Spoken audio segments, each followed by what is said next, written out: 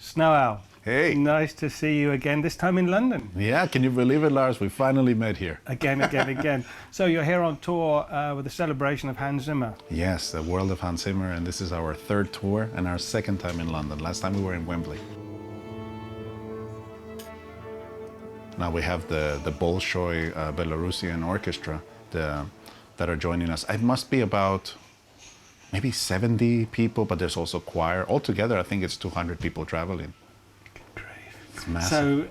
So let's go back to the, like 8 or 9 in a band, and then you stand in there and you're looking around. Look at all these people. How do you have to adapt much to be in? Yeah, what I love about it is this: when you're playing in an 8-band combo, right? Everybody has a specific range that they have to cover, right?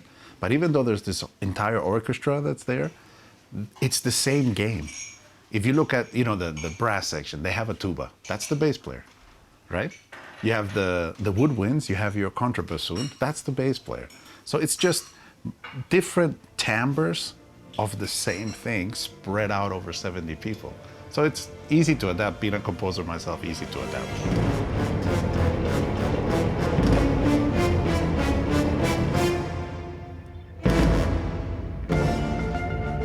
The great thing about Hans Zimmer's music is literally the lowest frequency available to the highest frequency available, he'll compose for, right?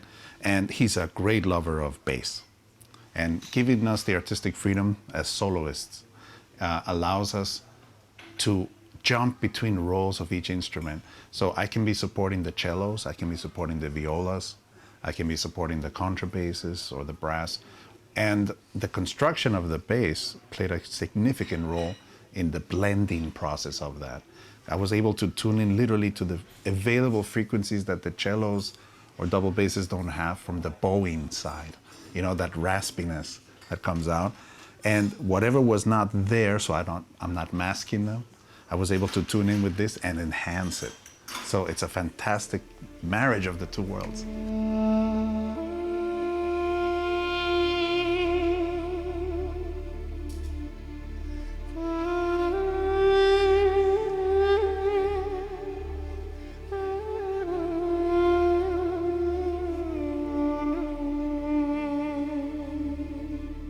We improvise as soloists a lot of the music.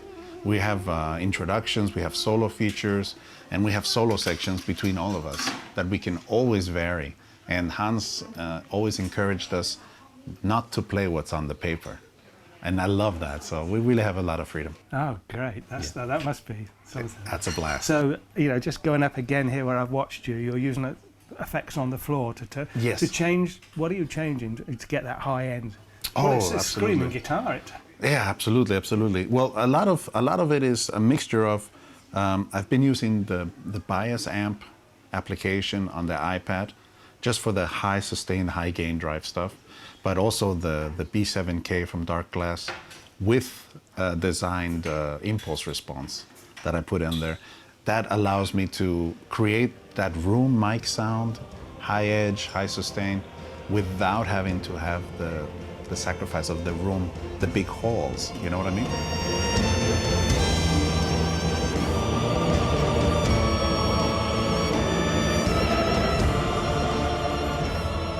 Tell me about the bass now. I'll look at it, 6-string monster.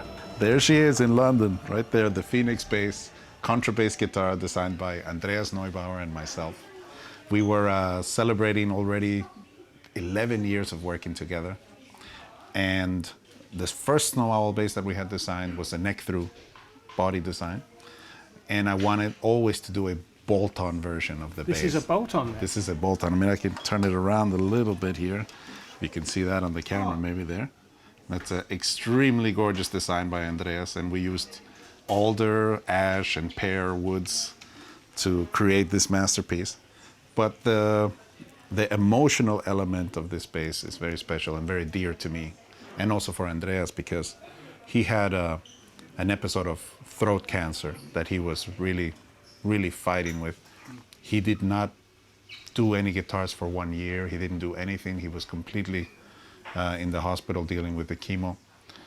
And towards the end of the treatment, I said to him, why don't we design finally our bolt-on, anniversary, 10-year anniversary bass, right? And I witnessed a process which is indescribable. Every day that we worked on this bass, we worked on it for 2 months together. Every day that he worked on it and it was being born, it was as if he was being reborn. And he started healing during the process of building this instrument. Wow. And that's how we got the name, the Phoenix, to rise out of the ashes. Fantastic. And that's literally how it happened for him. And he's fully healthy now. But the instrument and the friendship and the love, that brought him out of it. And that's what's so special every time I play this instrument.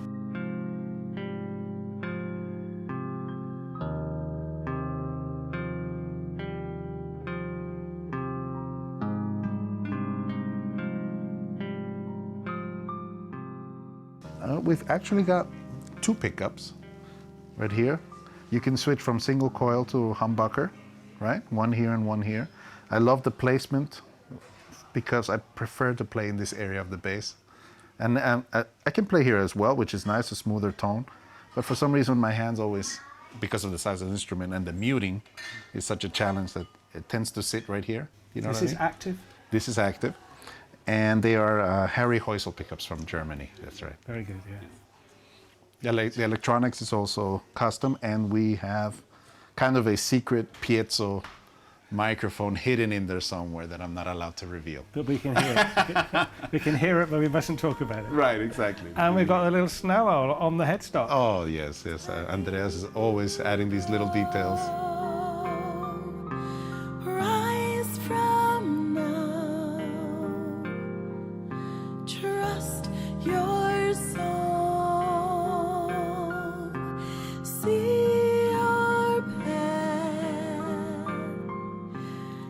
I've got 3 snow owl basses, right?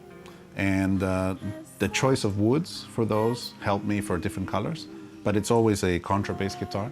The other thing that I've used a few times is if you need a fretless, then I've gone with the classic Fender Jazz, fretless sound, and the occasional P bass, which is always a joy to smack around. This puppy's going to cover everything. Yeah, it covers everything pretty much. Was this one on your award-winning Blue Road album? On the Blue Road album? Yeah. No, what was on the Blue Road album was the first Snow Owl bass, and at the very end of Blue Road, when we finished the last there was an orchestral piece, then I had the Phoenix with me, yes. They just go back to the Blue Road. That won several awards, doesn't it, in LA? Yes. We were blessed that there was one particular song. The title was "She Became a Thousand Birds," and there was a horrible tragedy in Colombia in 1985, 1986, where there was a volcanic explosion and thousands of people passed away. And I wanted to write sort of a protest song to make the Colombian government have more disaster prevention ready in those areas of Colombia. And the song, even the video, the music video, the animation video, was featured in the Cannes Film Festival, and we won multiple film festivals awards for that song. And what's so touching is the power of music, that we can bring awareness to help the common man with such a message of tragedy, and I'm still impressed how people have received that album. Unleash this gentle power.